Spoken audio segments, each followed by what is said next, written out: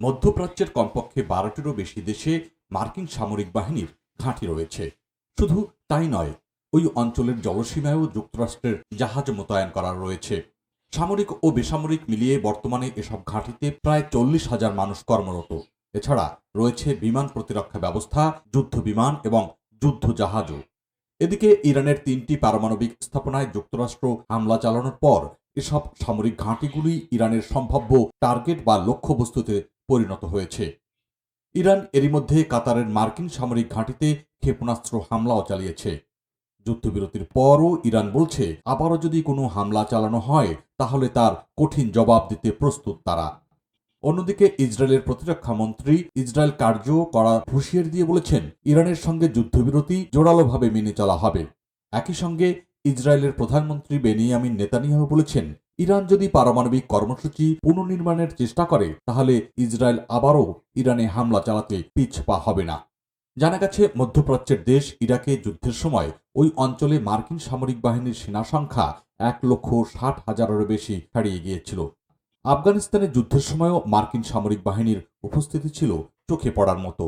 গত বছর ইসরায়েল ও ইরানের মধ্যে উত্তেজনা এবং লোহিত সাগরে বাণিজ্যিক ও সামরিক জাহাজে ইয়েমেনের হুথিদের ক্রমাগত হামলার পর প্রতিক্রিয়া স্বরূপ ওই অঞ্চলে মার্কিন সেনাদের উপস্থিতি জোরদার করা হয়। তবে সম্প্রতি তেহরানের পক্ষ থেকে বড় ধরনের প্রতিক্রিয়ার আশঙ্কায় মার্কিন কর্মীদের সুরক্ষার জন্য আঞ্চলিক ঘাঁটিগুলি থেকে সামরিক বাহিনীকে স্বেচ্ছায় প্রত্যাহারের সিদ্ধান্ত নিয়েছে যুক্তরাষ্ট্র।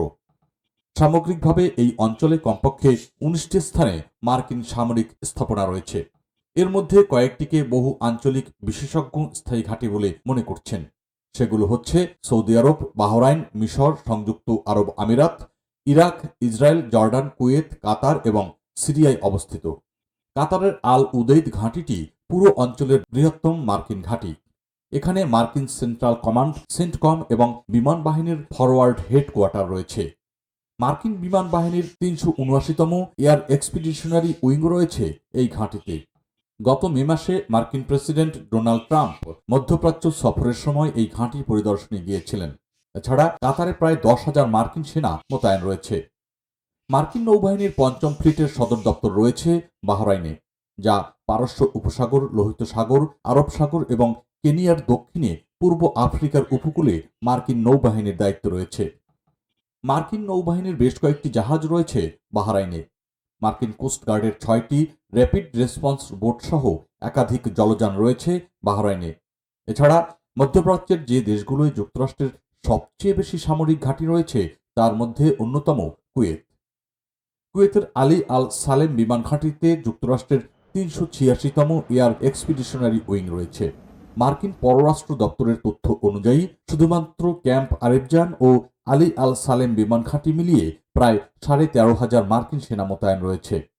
এবার বলছি সংযুক্ত আরব আমিরাতের কথা। সংযুক্ত আরব আমিরাতের ইউএই আল ধাপরা বিমান ঘাঁটিতে একটি মার্কিন সামরিক বাহিনীর ঘাঁটি রয়েছে। এই ঘাঁটিতে মার্কিন যুক্তরাষ্ট্রের 380তম এয়ার এক্সপিডিশনারি উইং রয়েছে। সাদ্দাম হোসেনের পতনের সময় 500টিরও বেশি ঘাঁটিতে মার্কিন যুক্তরাষ্ট্রের প্রায় 1,60,000 সেনা মোতায়েন ছিল।